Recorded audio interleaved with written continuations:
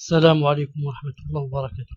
إن الحمد لله نحمده ونستعينه ونستغفره ونعوذ بالله من شرور أنفسنا ومن سيئات أعمالنا. من يهده الله فلا مضل له ومن يضلله فلا هادي له، وأشهد أن لا إله إلا الله وحده لا شريك له، وأشهد أن محمدا صلى الله عليه وسلم عبده ورسوله.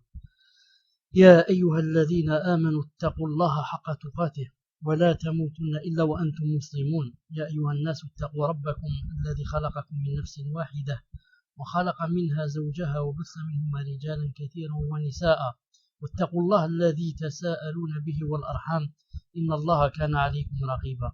يا أيها الذين آمنوا اتقوا الله وقولوا قولا سديدا يصلح لكم أعمالكم ويغفر لكم ذنوبكم، ومن يطع الله ورسوله فقد فاز فوزا عظيما. ألا إن أصدق الكلام كلام الله، وخير الهدي هدي محمد صلى الله عليه وسلم، وشر الأمور محدثاتها، وكل محدثة بدعة، وكل بدعة ضلالة، وكل ضلالة في النار. أما بعد، حياكم الرحمن وبياكم en cette soirée du mercredi 16 Rabi' al-Thani. Moi j'ai ici 16, Wallahu a'lam, 16 Rabi' al-Thani 1429, ce qui correspond au 23 avril 2008. Nous sommes toujours avec le livre La personnalité de la musulmane du docteur Al-Hashimi. Nous sommes toujours, Inch'Allah Ta'ala, au chapitre son comportement vis-à-vis de ses enfants. Nous sommes au chapitre, c'est-à-dire le 5e chapitre, son comportement vis-à-vis de ses enfants. Nous avons vu les sous-petits chapitres, les sous-chapitres, nous avons vu, elle est consciente de ses responsabilités envers eux. On a vu, elle adopte les meilleures méthodes pour les éduquer. On a vu, elle leur manifeste son amour et sa tendresse. Aujourd'hui, Inch'Allah Ta'ala, on va voir le titre qui dit, elle est équitable. Elle est équitable envers eux. Elle est équitable envers eux. Le temps que le frère écrive le titre, je lis le dernier paragraphe, les deux derniers paragraphes, juste pour réviser aussi. Pour leurs enfants, les parents sont censés être une source abondante d'amour, de tendresse, de solitude, d'abnégation et de protection. Ce flot affectif que la mère musulmane ressent envers ses enfants devrait susciter son bonheur, car la femme occidentale, en raison des soucis purement matérialistes de sa vie quotidienne, a perdu de tels sentiments. Après une visite qu'elle avait effectuée aux États-Unis d'Amérique, Madame Selma Al-Haffar, activiste féministe syrienne, fait le constat de la faillite de la femme occidentale sur ce plan. Elle a dit, il est vraiment regrettable que la femme ait perdu l'atout le plus noble et le plus cher dont elle a été dotée, sa féminité, et en l'occurrence son bonheur. Le rythme continu et infernal du travail quotidien l'a privé de goûter aux délices de ce petit paradis sur terre qui est le foyer familial, et qui est le refuge naturel aussi bien de la femme que de l'homme. Or, ce paradis ne peut exister si la femme n'assure pas son rôle de mère. C'est au foyer, c'est au sein du foyer familial que réside le bonheur des individus et de la société, car il représente une source de l'inspiration, de bien-être et de créativité. C'était un article publié dans le quotidien syrien Al-Ayyam, édition du 3/9/1962. Quatrièmement, elle est équitable envers eux. Une musulmane sage et consciencieuse est impartiale. Ça veut dire elle est équitable, est impartiale vis-à-vis de ses enfants. Je corrige, aujourd'hui nous sommes 17 Rabi' al-Awwal. Nous sommes, Inch'Allah Ta'ala, 17. Une musulmane sage et consciencieuse est impartiale vis-à-vis de ses enfants. Elle ne favorise aucun d'entre eux aux dépens des autres. Pourquoi? Car elle sait que cette pratique est réprouvée par l'islam. Elle sait aussi que ce comportement, c'est-à-dire le fait de favoriser les uns au détriment des autres, engendre des effets néfastes sur l'enfant défavorisé. Dans quoi? Dans la jalousie, la haine et toutes sortes de complexes psychiques. Quand on favorise quelqu'un sur l'autre, ça donne quoi? Ça donne chez celui qui a été défavorisé, ça donne des complexes, ça donne la jalousie, ça donne des troubles et beaucoup de choses, et même la haine. À l'opposé de cette situation anormale, les parents qui se conforment au commandement de l'islam, les incitant à se comporter de manière équitable avec leurs enfants, font de ces derniers des personnes équilibrées.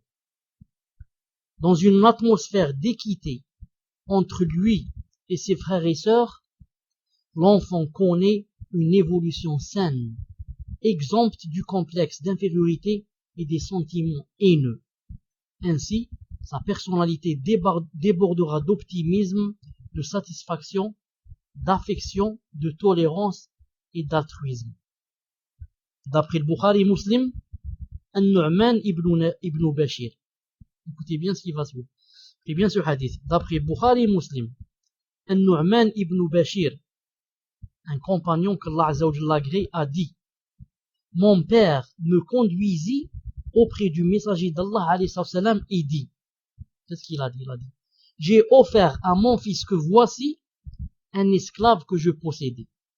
Offrir un esclave, autrefois c'était quelque chose.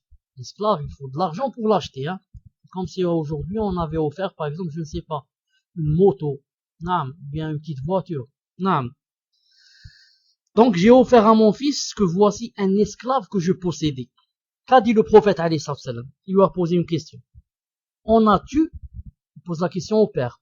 En as-tu également donné à chacun de tes enfants? C'est-à-dire tes autres enfants aussi, tu leur as donné chacun un esclave? Non, répondit-il. Alors le messager d'Allah sallallahu alayhi wa sallam lui a dit: reprends donc ton esclave. Reprends donc ton esclave.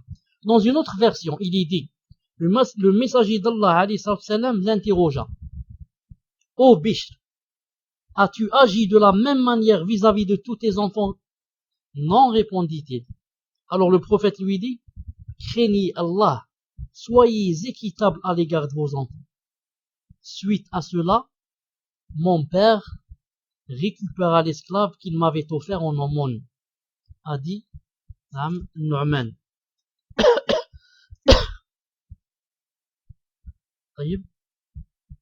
Dans une troisième version, il est dit, le messager d'Allah alayhi salam l'interrogea: Bishr, as-tu d'autres enfants que celui-là? Oui, répondit-il. As-tu fait la même donation à chacun d'entre eux? L'interrogea le prophète de nouveau. Non, répondit Bachir. Le prophète lui dit alors: ne me prends donc pas à témoin, car je ne témoigne pas d'un acte inéquitable. Ensuite il dit: serais-tu content de les voir te manifester leur bienveillance à parts égales? Certes oui, répondit l'homme. Ne sois pas inéquitable dans ta bienfaisance à leur égard. Alors répondit le prophète sallallahu alayhi wa sallam. Hadith rapporté par Bukhari Muslim. La musulmane avisée doit être équitable vis-à-vis de ses enfants. Elle ne doit favoriser aucun d'entre eux, que ce soit au niveau des dépenses, des donations ou du traitement. Grâce à cette attitude, tous ses enfants l'aimeront, invoqueront Allah en sa faveur et lui manifesteront leur respect et leur bienveillance. Cinquièmement, vous écrivez cinquièmement, elle ne fait aucune discrimination entre les filles et les garçons. Cinquièmement, elle ne fait aucune discrimination entre les filles et les garçons.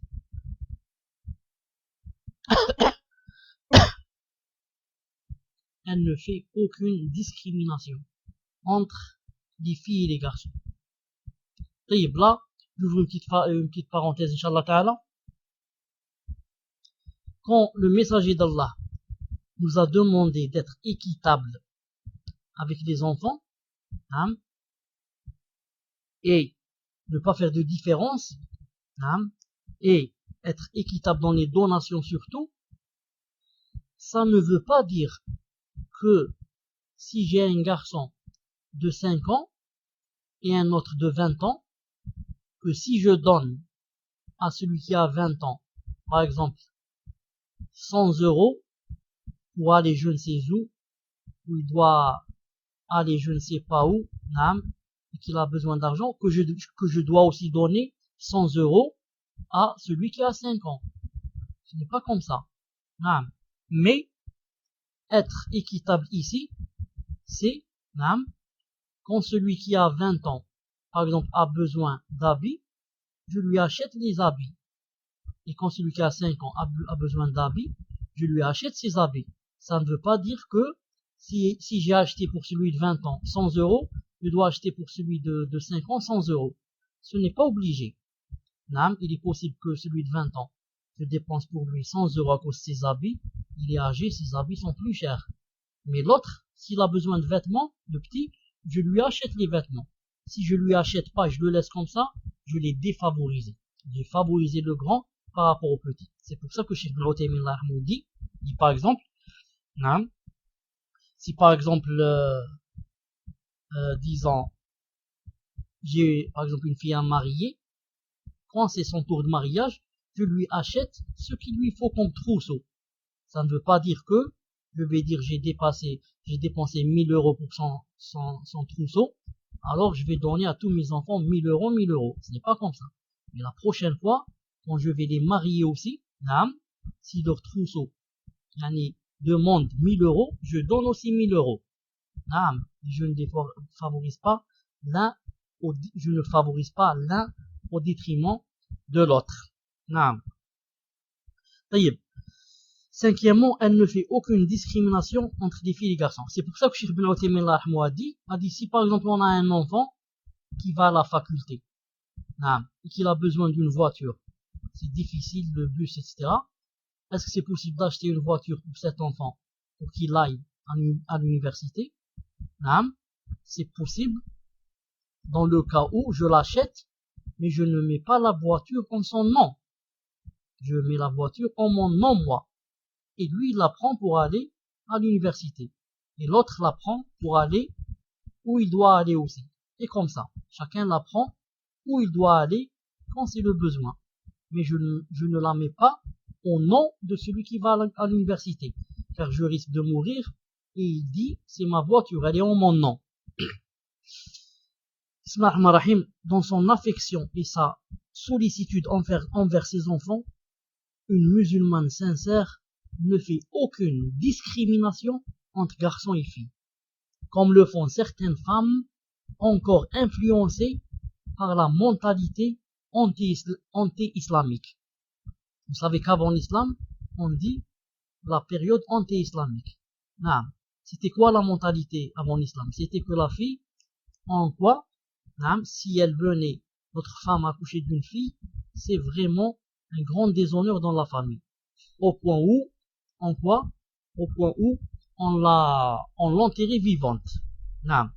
Mais au contraire, la musulmane est tendre, équitable et attentive vis-à-vis de tous ses enfants, sans discrimination aucune entre garçons et filles, car elle sait qu'ils sont tous un don attribué par Allah. Garçons et filles sont un don attribué par Allah et qu'on ne saurait refuser ou changer les bienfaits d'Allah Azza wa Jalla. Allah Ta'ala dit dans le Coran, Sourate 42, verset 49-50.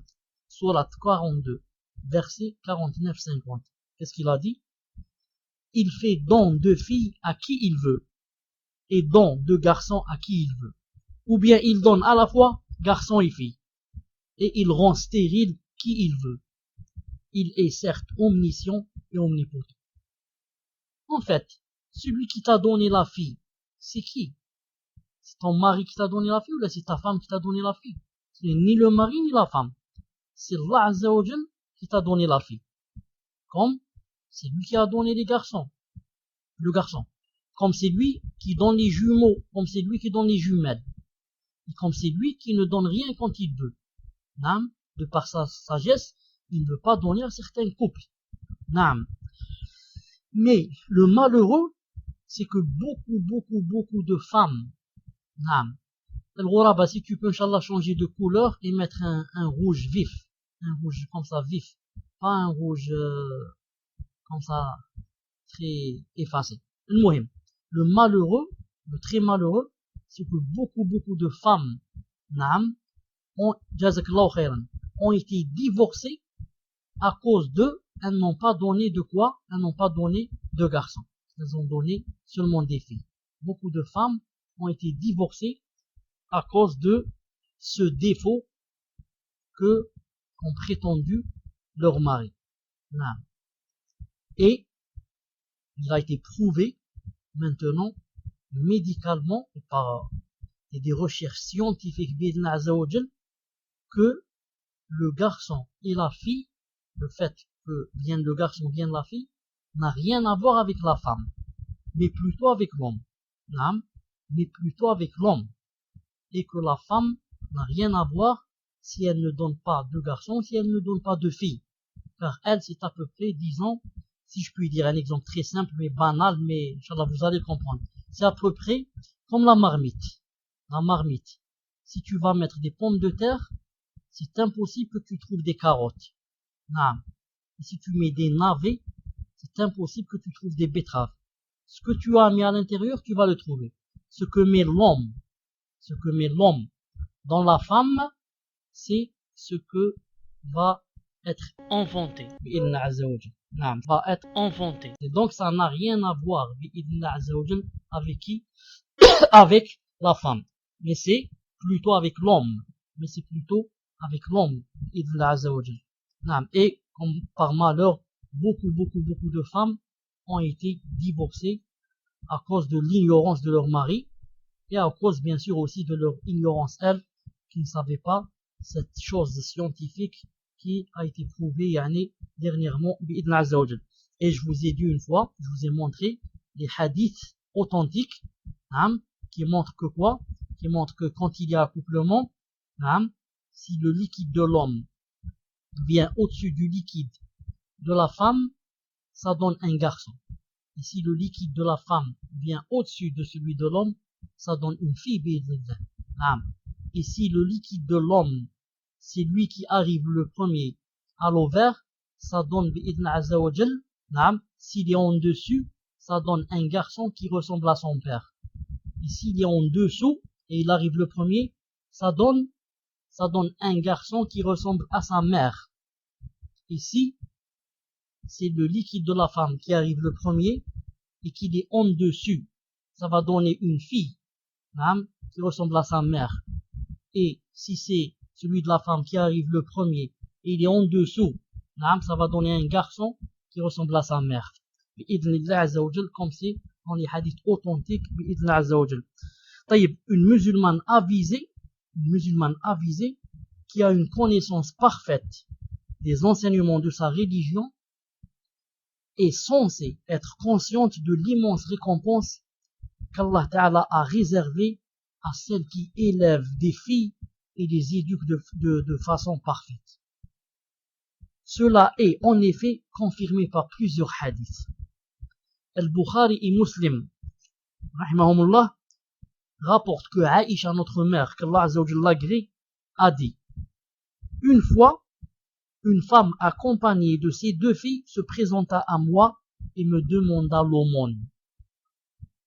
Je n'avais rien à lui donner, hormis une seule date que je la lui donnais. Hormis une seule date. Naam. Si c'était nous, qu'est-ce qu'on va dire? C'est pas possible de donner une date, c'est trop peu. Mais on oublie qu'Allah Ta'ala a dit: فَمَنْ يَعْمَلْ مِثْقَالَ ذَرَّةٍ خَيْرًا يَرَهُ وَمَنْ يَعْمَلْ مِثْقَالَ ذَرَّةٍ شَرًّا يَرَهُ.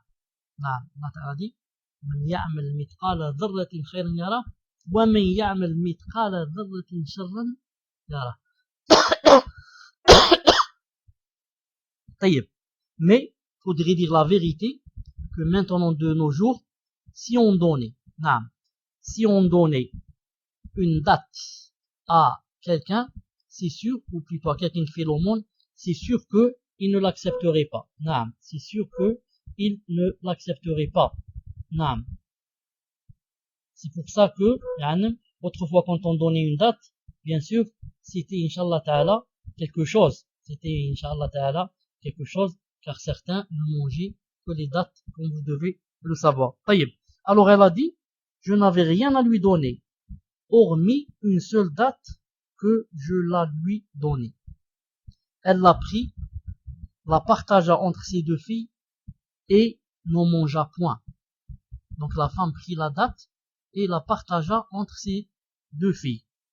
Ensuite, elle se leva et sortit avec elle. Puis, lorsque le prophète alayhi salam entra, je l'en informai. Je lui ai dit, voilà ce qui s'est passé. Il dit alors, quiconque aura été éprouvé ainsi par la charge de ses filles et les traite avec bienfaisance, elles le protégeront de l'enfer. Elles le protégeront de l'enfer. Hadith rapporté par Bukhari et Muslim. Vous écoutez? Quiconque aura été éprouvé par la charge de ses filles et les traite avec bienfaisance, alors elles le protégeront de l'enfer. Dans une version rapportée par Muslim rahimahullah, Aïcha a dit radiyallahu ta'ala anha, une fois, une femme pauvre portant ses deux filles se présenta à moi. Je lui donnai alors 3 dates. Elle en donna une à chacune de ses filles. Puis, approcha la 3e date de sa bouche pour la manger. Mais, remarquant que ses deux filles avaient apprécié le goût des dates, qu'est-ce qu'elle a fait alors? Elle la partagea entre elles, et elle ne mangea pas. Aïcha radiyallahu ta'ala a dit, son geste me plut, et je le racontai au messager d'Allah sallallahu alayhi wa sallam. Naam. Une seconde, Al-Ghuraba, il y a Serial 6 qui est là. Elle a dit, alors je l'ai pas mangé. Elle a dit, elle ne l'a pas mangé, alors j'ai raconté ça au prophète sallallahu alayhi wa sallam. Naam. Qu'a dit le prophète sallallahu alayhi wa sallam? Il a dit, grâce à son acte, Allah lui a accordé le droit au paradis ou l'a délivré de l'enfer. Grâce à son acte, Allah lui a accordé le droit au paradis. Et ou bien l'a délivré de l'enfer. Rapporté, hadith sahih, rapporté par Bukhari et Muslim. Rapporté par Bukhari et Muslim. D'après Abu Huraira, radiyallahu ta'ala anhu, qu'Allah l'agrée, le prophète sallallahu alayhi wa sallam a dit, quiconque aura eu 3 filles, et il montre et fait montre de patience devant leurs besoins, leur malheur comme leur bonheur, alors Allah lui accordera l'accès au paradis pour leur avoir manifesté sa tendresse. Quiconque aura 3 filles, et fait montre de patience devant leurs besoins, soit dans leur malheur, aussi bien dans leur bonheur, alors Allah lui accordera l'accès au paradis pour avoir manifesté sa tendresse. Un homme dit alors, ô messager d'Allah, vous avez dit 3 filles, et celui qui a 2 filles, c'est pareil pour celui qui en a 2, répondit le messager d'Allah. Alors les compagnons ont dit, après ils ont dit ça, ils ont dit, et si on lui avait demandé, en est-il pareil pour celui qui a une seule fille, il aurait dit oui. Hadith authentique, il aurait dit oui. Et les compagnons connaissent le messager d'Allah mieux que nous. Ils ont dit, si on lui avait dit, et celui qui a une seule fille, a-t-il la même récompense? Il aurait dit oui. Donc, c'est vrai, c'est authentique que si quelqu'un a une fille et fait son possible avec elle pour bien l'éduquer, pour la consoler dans ses malheurs, pour lui donner ce dont elle a besoin, etc. Allah Azza wa Jal fera de cette fille pour lui une porte qui donnera accès au paradis. Et d'après Abdullah ibn Abbas, qu'Allah Azza wa Jal l'agrée, le messager d'Allah a dit, celui qui ayant une fille ne l'enterre pas vivante, ne l'humilie pas et ne favorise pas ses enfants mâles à elle, Allah Azza wa Jal lui accordera l'accès au paradis grâce à elle. Hadith jugé authentique rapporté par Al-Hakim, volume 5, page 177. La tendresse recommandée par le messager d'Allah vis-à-vis des filles s'étend aussi aux sœurs. Ce n'est pas seulement les filles, même celui qui a des sœurs, et elles sont sous sa tutelle. Dans son livre Al-Adab al-Mufrad, l'imam al-Bukhari rahimahullah, d'après Abu Sa'id al-Khudri radiyallahu ta'ala anhu, que le messager d'Allah sallallahu alayhi wa sallam a dit: il n'est d'homme qui, ayant 3 filles ou 3 sœurs, les traite avec bienfaisance sans qu'il accède au paradis. Non, il n'y a pas cela. Tout homme qui a 3 filles ou bien 3 sœurs et les traite avec bienfaisance, il accédera au paradis. Regardez Sahih al-Jami' du Cheikh al-Albani, hadith numéro 5372. Dans une autre version de Tabarani rahimahullah, il est dit, le messager d'Allah a dit: celui qui de ma communauté a 3 filles ou bien 3 sœurs et les prend en charge jusqu'à leur maturité, il sera avec moi au paradis comme cela. Et il a joint sallallahu alayhi wa sallam entre l'index et le majeur. Quiconque a 3 filles ou 3 sœurs et les prend en charge jusqu'à leur maturité, il sera avec moi au paradis comme cela. Et alayhi salatu salam, il a joint entre l'index et le majeur. L'index et le majeur. Hadith authentique. Vous le trouverez dans Silsila Sahiha du Cheikh al-Albani rahimahullah, numéro 295. J'ouvre une parenthèse pour dire al-Ghuraba, quand il y a quelqu'un qui rentre, quelqu'un qui doit être bouncé qui rentre, s'il se sauve vite, tu vas dans l'admin console. Tu trouves tous les noms, les 10 noms qui viennent de rentrer. Tu cherches son nom là-bas et tu le boostes de là-bas. Après avoir pris connaissance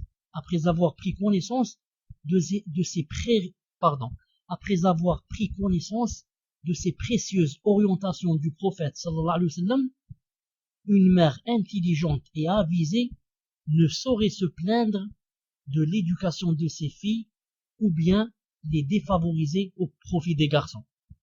C'est impossible si elle a entendu ce qu'on venait de dire. Elle sait en effet l'immense récompense promise à celui qui traite convenablement ses filles. L'accès à un paradis aussi étendu que les cieux et la terre, en compagnie du prophète sallallahu alayhi wa sallam. Celui qui veut l'accès à un paradis aussi étendu que les cieux et les terres, en compagnie du messager d'Allah, alors celui-là qui traite convenablement ses filles. Au sein d'une famille appartenant à la société musulmane, la femme est aimée, protégée et respectée. Elle y trouve constamment l'affection chaleureuse de ses parents, notamment sa mère, et de ses frères ou ses tuteurs, même après son départ nuptial pour rejoindre son mari. Ça me rappelle le hadith du prophète sallallahu alayhi wa sallam, qui est un hadith authentique, qui se trouve dans Sahih al-Jami'. Je n'ai pas son numéro devant mes yeux, mais je l'ai lu plusieurs fois dans Sahih al-Jami' du Cheikh al-Albani rahimahullah. Que dit le messager d'Allah en parlant des filles? Il dit: Innahunna al-ghaliyat al-mu'nisat. Innahunna al-ghaliyat al-mu'nisat. En parlant des filles, il dit: ce sont les chères. Ghaliyat, elles sont chères, les filles. Elles sont chères.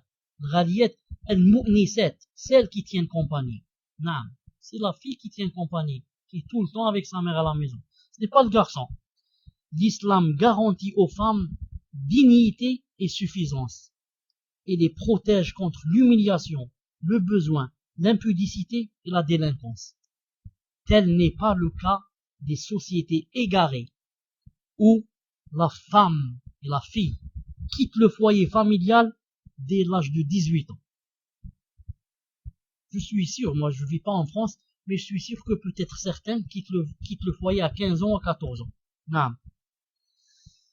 Tel n'est pas le cas des sociétés égarées où la femme quitte le foyer familial dès l'âge de 18 ans, l'âge où elle a le plus besoin de la présence affective et effective de ses parents, afin d'affronter une réalité dure, quand elle quitte à 18 ans. Qu'est-ce qu'elle va affronter dehors? Une réalité dure et entourée de dangers. Les dangers, l'adultère, la drogue, la cigarette, la boisson, tout ça. En effet, la différence est profonde. La différence est profonde entre une loi qu'Allah Azza wa Jal a révélée pour le bien-être de l'humanité et les lois humaines déficientes qui ne font qu'accentuer le malheur de l'être humain. En permettant à la fille de quitter le foyer familial à l'âge de 18 ans, ceux qui ont fait cette loi croient que ils ont fait quelque chose de masha'Allah. Ils ont fait quelque chose pour la liberté. Vive la liberté. Pas de contrainte, pas de pression, pas de ceci. Laisse-la sortir. Elle est libre. Elle va où elle veut. Elle dort où elle veut. Mais écoutez ce qui va suivre. Il n'est donc pas surprenant de constater qu'en Occident, à cause d'une législation purement matérialiste comme celle-là, le nombre des jeunes délinquants et des mères célibataires ne fait que s'accroître avec le temps. Le nombre des jeunes délinquants, garçons et filles, et des mères célibataires ne fait que s'accroître avec le temps. Classe, la fille a tout. Elle veut plus se marier. Pourquoi se marier? Je peux avoir tout sans me marier. Ensuite, la fille, personne ne veut d'elle. Elle a tout fait, elle est sale. Elle a le sida. Personne ne veut d'elle. Allah subhanahu wa ta'ala afiya wa yu'afiya banatina. Sixièmement, elle n'adresse aucune imprécation à leur encontre. Elle n'adresse aucune imprécation à leur encontre. Vous écrivez, Inch'Allah, elle n'adresse aucune imprécation en leur encontre. J'attends, Inch'Allah ta'ala, que vous écriviez.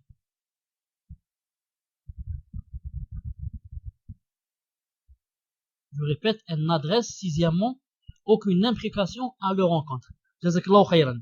L'imprécation, vous savez ce que c'est, c'est la mauvaise doua. Quand quelqu'un s'énerve contre son enfant, ou là, sa fille, ou là, elle dit par exemple, la trabhak. On dit beaucoup ça en Algérie, par exemple, la trabhak. Que Allah Azza wa Jal, par exemple, ne te fasse pas réussir. La trabhak. Des fois, il dit ça, et les anges disent Amin. Ensuite, on va se dire pourquoi cet enfant, quand il a grandi, il n'a jamais réussi dans sa vie. Alors que c'est toi qui as fait cette imprécation. C'est toi qui as demandé à Allah Azza wa Jal pour que cet enfant ne réussisse jamais. Tu as dit que tu ne gagnes pas, Inch'Allah. Subhanallah al-Azim. Conformément aux recommandations du messager d'Allah sallallahu alayhi wa sallam, une musulmane vraiment avisée n'adresse jamais d'imprécation à l'encontre de ses enfants. Dans un long hadith rapporté par Muslim, d'après Jabir ibn Abdillah radiyallahu ta'ala anhu, le prophète sallallahu alayhi wa sallam a dit: n'adressez d'imprécation ni à vos personnes, ni à vos enfants, ni à vos biens, car il se peut que vos imprécations coïncident à une heure où Allah Azza wa Jal exauce toute demande. Vous savez, il y a des moments comme ça, des heures, quand par exemple la fin de la journée du Jumu'ah, le mercredi après Salat al-Dhuhr, la nuit, le temps de la prière, lorsqu'il y a la pluie, lorsqu'il y a l'adhan, tout cela, ce sont des moments où Allah Azza wa Jal exauce les souhaits, exauce, celui qui fait les doigts. Alors des fois, on fait des doigts contre nous, contre nos enfants, contre nos biens, et c'est le moment où Allah Ta'ala exauce, et te voilà exaucé. Subhanallah. Tu as fait des doigts contre qui? Contre toi. Des gens font des doigts contre eux-mêmes, contre leurs biens. Sa voiture l'énerve, il fait des doigts pour que qu'elle brûle. Fait des doigts, Allah yatek nar, ou quelque chose comme ça. Nan. L'autre il fait des doigts contre sa maison, l'autre contre ses enfants, et comme ça. Adresser des imprécations à l'encontre de ses propres enfants n'est ni une bonne habitude, ni une qualité noble. Naam, il arrive à une mère de s'emporter dans un instant de colère et agir de manière inconcevable. Mais, dès que sa colère se dissipe, elle arrive à raisonner et garder ses esprits et regrette son comportement. Cependant, cela ne doit en aucun cas l'amener jusqu'à perdre son sang-froid et adresser des imprécations à l'encontre de ses enfants. Car une musulmane respectueuse des enseignements de sa religion ne se comporte jamais comme les femmes frivoles et écervelées. Même au moment où on est énervé, on doit faire tout notre possible pour se contenir, se retenir et ne pas dire ce que n'aime pas Allah Azza wa Jal et ce que le prophète nous a interdit. C'est pour ça que le messager d'Allah a dit 3 fois à une personne qui lui a demandé des nasiha, il lui dit la taghdab, ne t'énerve pas. Ensuite l'autre il dit Naam ya Rasulullah, dites-moi quelque chose. La taghdab, 2 fois. Naam ya Rasulullah, dites-moi quelque chose. La taghdab, 3 fois. Naam. Déjà en lui disant comme ça, l'autre il risque de s'énerver. Naam, la taghdab, 3 fois. Naam. Allah Ta'ala dit dans le Coran, parce que je veux vous dire une chose, il n'y a pas quelqu'un qui ne s'énerve pas. Le prophète sallallahu alayhi wa sallam lui-même s'énervait. Et on voyait ça sur son visage qui devenait rouge. Il s'énervait bien sûr quand c'était quelque chose qui enfreignait aux lois d'Allah Azza wa Jalla.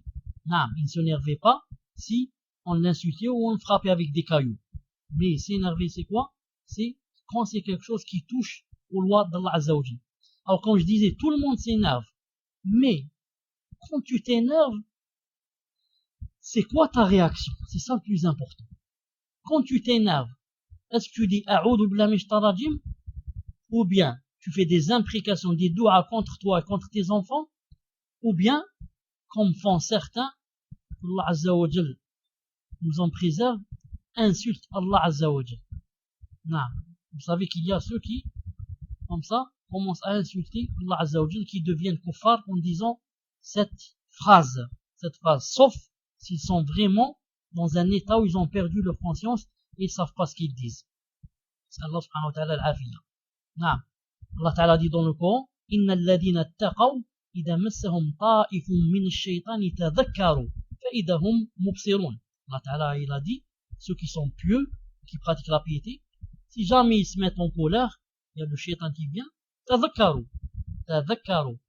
ils se souviennent, ils raisonnent, fa idahum mubsirun, et les voilà revenus vers le vrai chemin. Donc, remarquez avec moi, Allah Ta'ala a cité les pieux, et il a dit qu'ils se mettaient en colère. Donc ce n'est pas interdit de se mettre en colère. Des fois, c'est même un défaut quand on se met pas en colère. Si tu vois, tu sens la cigarette dans la bouche de ton enfant. Tu sens l'alcool dans la bouche de ton mari. Et tu ne ressens rien, tu t'énerves pas, ça veut dire que c'est un défaut chez toi. Tu es malade, ta foi est malade. Donc tout le monde, comme j'ai dit, s'énerve. Mais quand je m'énerve, c'est quoi ma réaction? Qu'est-ce que je vais faire? Est-ce que je serai toujours sur le vrai chemin ou là je dévie et je dis n'importe quoi et je me comporte comme un écervelé? Septièmement, il reste septièmement et huitièmement. Septièmement, attendez, je crois qu'il reste seulement septièmement. Septièmement et huitièmement. Regardez, le verset 201. Ceux qui pratiquent la piété, lorsqu'une suggestion du diable les touche, c'est-à-dire les exégètes ont dit la colère, ils se rappellent. Et les voilà devenus clairvoyants. Ils se rappellent du droit chemin, du châtiment d'Allah Ta'ala, et les voilà devenus clairvoyants. Mais les autres, ils se rappellent pas et ils disent n'importe quoi. Septièmement, elle est attentive à tout ce qui affecte leur éducation. Elle est attentive à tout ce qui affecte leur éducation. Une musulmane éveillée s'intéresse constamment à tout ce qui concerne ses enfants, sans que ces derniers s'en rendent compte. Elle doit surveiller leur comportement, leurs activités, leurs loisirs, leur lecture, leurs amitiés et les endroits qu'ils fréquentent durant leur temps libre. Vous savez ce que fait la femme? Elle doit faire tout cela. Son mari doit faire aussi ça avec elle. Ce n'est pas seulement elle. Elle ne peut pas être partout en même temps. Qu'est-ce qu'ils doivent surveiller? Leur comportement des enfants, leurs activités, qu'est-ce qu'ils font? Leurs loisirs, c'est quoi leurs loisirs? Leur lecture, qu'est-ce qu'ils lisent comme livre? Leurs amitiés, ils fréquentent qui? Et les endroits qu'ils fréquentent durant leur temps libre, où est-ce qu'ils vont dans le temps libre? Où est-ce qu'ils vont? Ils vont au dancing, ou là ils vont à la librairie pour lire des livres? Où est-ce qu'ils vont cela? Elle doit faire attention à toute dérive de leur part, les menant à un comportement contraire à la morale musulmane, tels les mauvaises fréquentations, les mauvaises lectures, le tabagisme, les jeux illicites ou déconseillés, la télévision, Internet, qui est très dangereux pour les enfants, sauf si vraiment ils ont des recherches et que la mère ou le père ne sont pas loin d'eux, mais ne les laissent pas seuls, en tête à tête avec Internet. La télévision aussi joue un très grand rôle. Qu'est-ce qu'ils voient à la télévision? Est-ce qu'ils voient les arbres et la mer et les montagnes, ou là ils voient autre chose? Elle est tenue aussi à avoir un œil attentif sur tout ce qui est susceptible de les habituer à tuer le temps, comme on dit, et gaspiller leurs énergies ou occuper leur temps par des futilités. Dès qu'elle remarque qu'une attitude déviationniste, de leur part, c'est-à-dire ils vont dévier, ils commencent à dévier, elle doit y remédier de la manière stricte, certes, mais intelligente, sage, douce, patiente et convaincante. De par sa proximité et les longs moments qu'elle passe en compagnie de ses enfants, qui font d'elle leur confidente, la mère est mieux placée que le père pour accomplir cette mission. Elle est très proche d'eux. Ils sont très proches d'elle. Ils sont toujours ensemble. C'est pour ça qu'elle est mieux placée pour accomplir cette mission que leur père. D'où la grande vigilance que la mère assume vis-à-vis de ses enfants pour leur accorder une éducation saine, convenable et conforme aux valeurs de l'islam. Un hadith authentique rapporté par Bukhari rahimahullah nous apprend que tout nouveau-né vient à la vie en étant conforme à l'innéité, al-fitra. Tout nouveau-né qui naît, à partir de la minute où il sort du ventre de sa mère, il sort avec la fitra. Il sort, c'est-à-dire musulman, comme a dit Ibn Qayyim et Ibn Taymiyyah, beaucoup d'autres. Il sort musulman.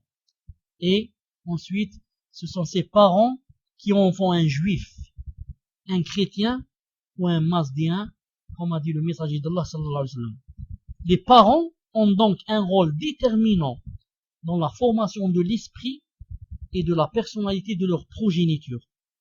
Ils doivent en l'occurrence prendre en considération tous les éléments qui leur permettent d'accomplir cette mission, et ce, depuis la naissance de leurs enfants jusqu'à leur maturité.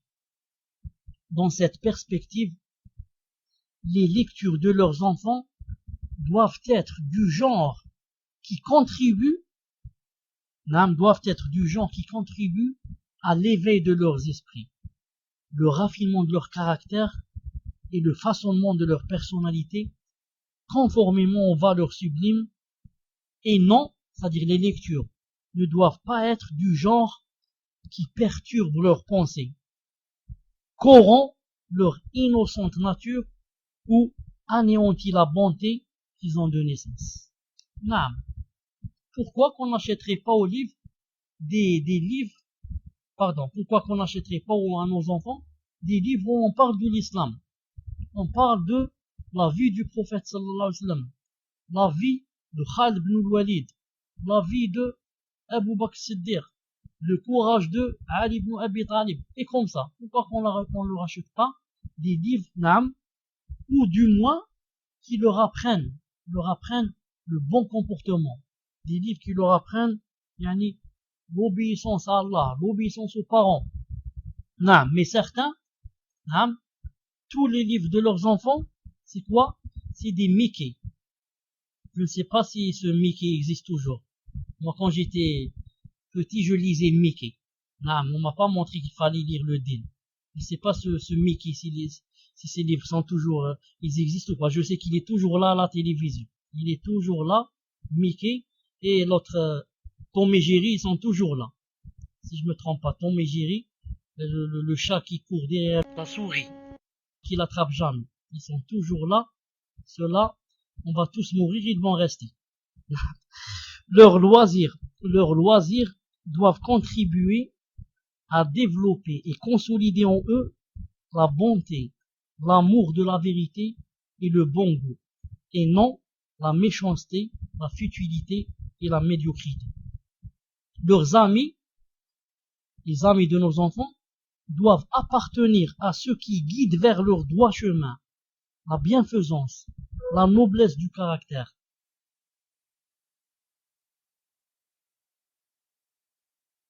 Donc je disais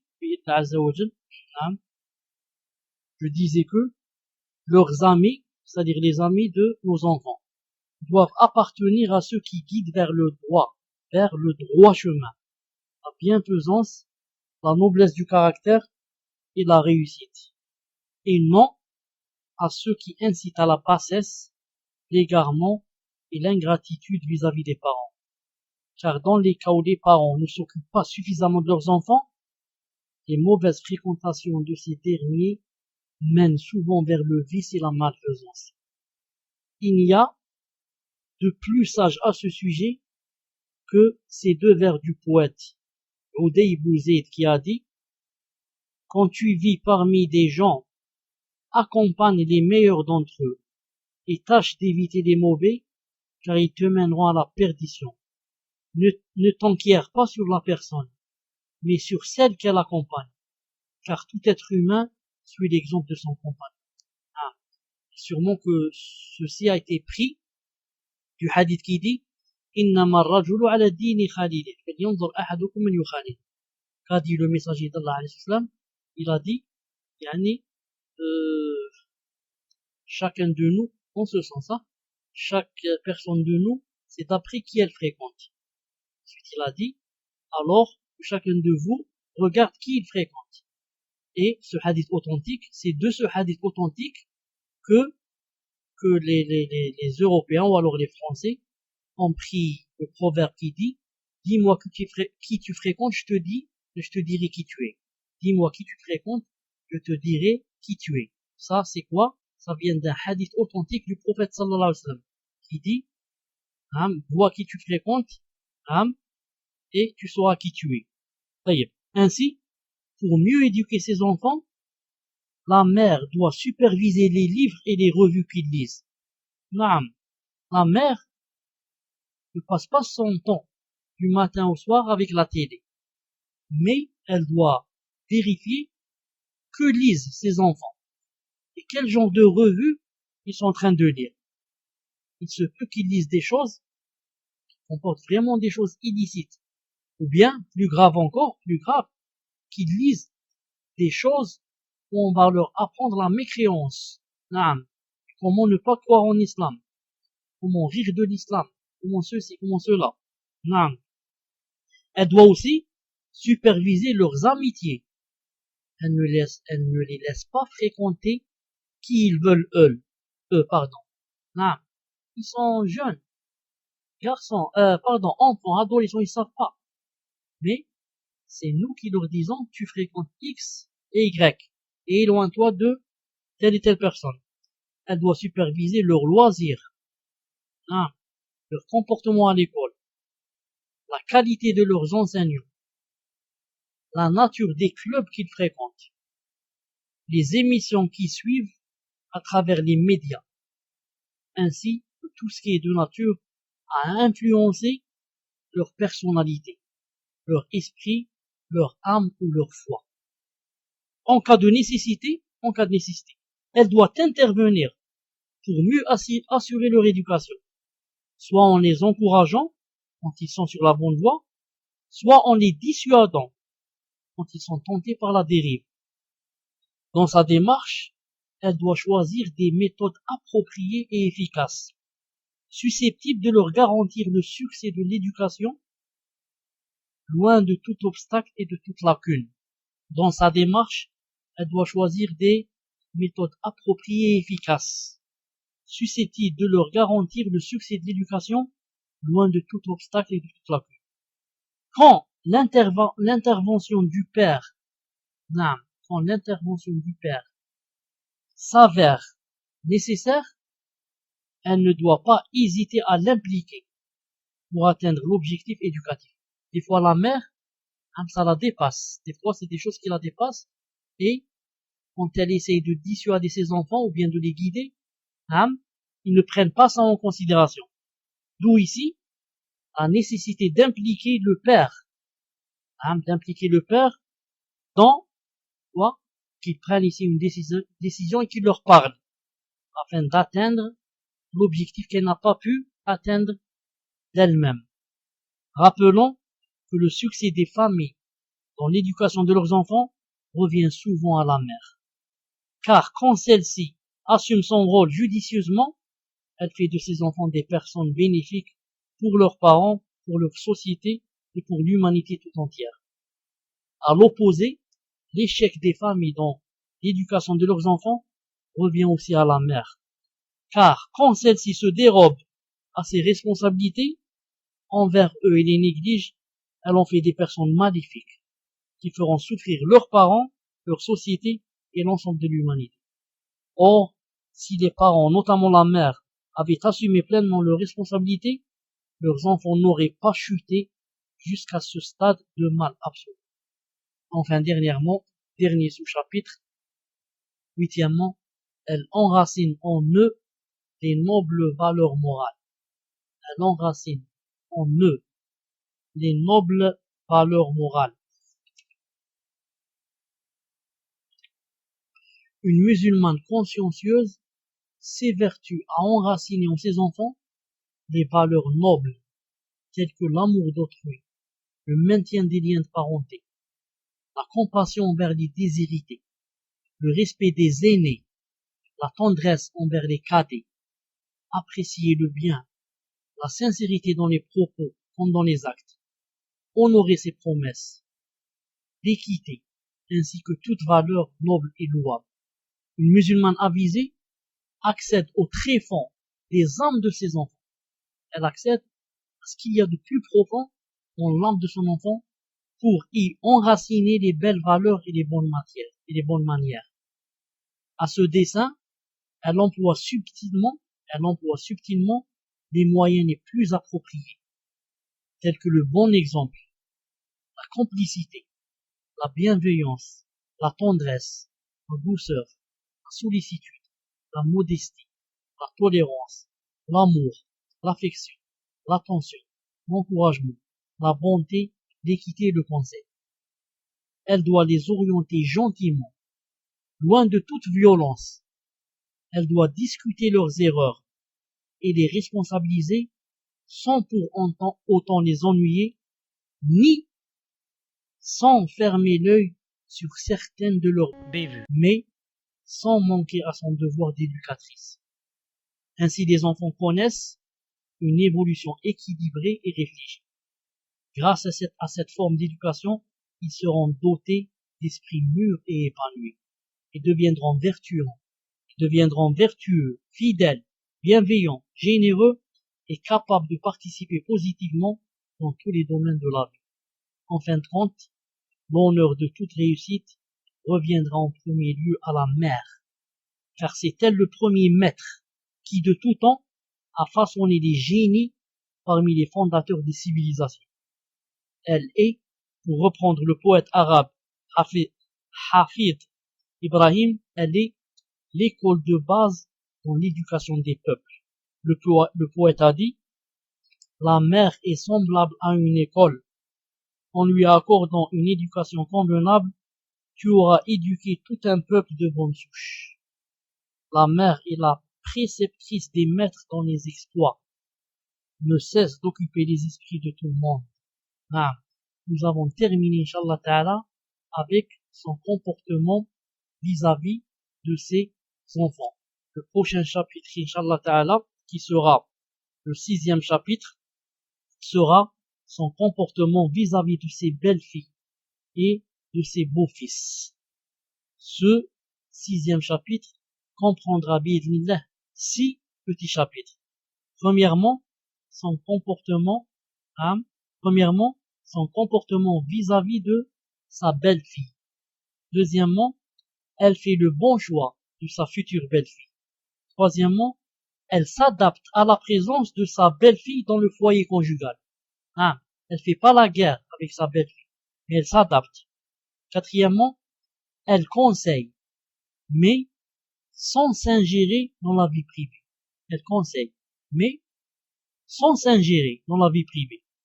Cinquièmement, elle est bienveillante envers sa belle-fille. Sixièmement, elle est équitable envers sa belle-fille. Ensuite, deuxièmement, ses beaux-fils. Son comportement vis-à-vis de son beau-fils. Deuxièmement, elle fait le bon choix de son futur beau-fils. Troisièmement, elle est bienveillante envers lui. Quatrièmement, elle assiste sa fille qu'elle soit une bonne épouse. Cinquièmement, elle est équitable et ne prend pas le parti de sa fille. Si c'est le mari, c'est-à-dire l'épouse de sa fille, qui est dans la vérité, elle dit pas c'est ma fille qui est dans la vérité. Sixièmement, elle affronte les difficultés avec sagesse et délicatesse. Pour moi, quant à ma part, j'ai terminé, Inch'Allah Ta'ala, le dars d'aujourd'hui. Demain, Inch'Allah Ta'ala, c'est jeudi. Et vendredi, je n'ai pas cours. Mais, Inch'Allah Ta'ala, jeudi et vendredi, ce sera spécialement pour répondre à vos questions. Il n'y aura pas de cours, mais spécialement pour répondre à vos questions bi'idhnillahi azza wa jal. Juste après, Inch'Allah Ta'ala, le dars des repères de la sunna. S'il n'y a pas de dars, donc ce sera à leur place. S'il n'y a pas de dars, si jamais vous ne me voyez pas rentrer, ça veut dire que j'ai des difficultés de rentrer dans le paltok. Sur ce, je vous laisse. Et je dis subhanakallahumma bihamdik, ashhadu an la ilaha illa anta, astaghfiruka wa atubu ilayk. Assalamu alaikum wa rahmatullahi wa barakatuh.